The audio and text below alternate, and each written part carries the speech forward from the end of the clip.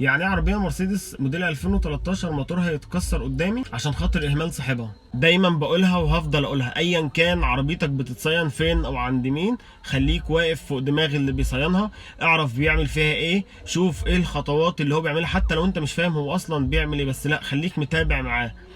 قال لك روح اشتري لي حاجه الفلانيه، بلاش تكسل وتبعت تجيب حد تاني هو يجيبها لك، لا روح انت اشتري بنفسك الحاجه، اعرف سعرها، شوف الماتيريال، شوف كل الانواع اللي موجوده، شوف صناعه ايه، اعرف كل حاجه، بلاش تبقى مهمل وسايب الدنيا ماشيه كده. يعني عربيه مرسيدس موديل 2013 موتورها يتكسر قدامي بسبب اهمال صاحبها.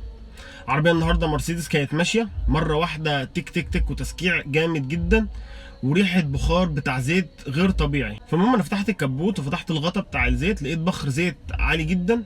جيت اشوف اللزوجه بتاعه الزيت وامسك كده الزيت بصباعي عشان يبقى باين، لقيت لزوجه الزيت عامله شبه الميه بالظبط وريحه بخر غير طبيعيه وريحه مش معقوله.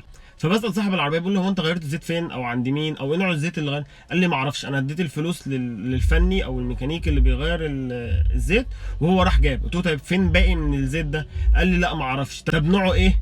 ايا كان الماركه اللي هو جابها، ده موضوع هنجيله كمان شويه. قال لي ما اعرفش ما اعرفش ما اعرفش ما اعرفش. طب ليه؟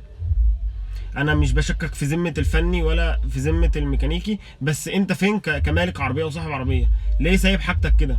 محدش هيخاف على حاجتك غير نفسك وبس، الا من رحم ربي. خلي عينك صاحيه، شوف الفني او الميكانيكي او اللي انت بتتعامل معاه هو بيعمل ايه. انا مش بقولك ان انت لازم تبقى فاهم علشان تروح للميكانيكي او الفني او الصنايعي اللي انت بتتعامل معاه، بس على الاقل تبقى واقف فوق دماغه، تروح انت تجيب الحاجه بنفسك، خد الطنبوره دي اخرطها، تروح انت بنفسك ما تبعتش حد، روح هات زيت، روح انت بنفسك. طيب نيجي بقى لموضوع قطع الغيار اللي منتشره اليومين دول في السوق.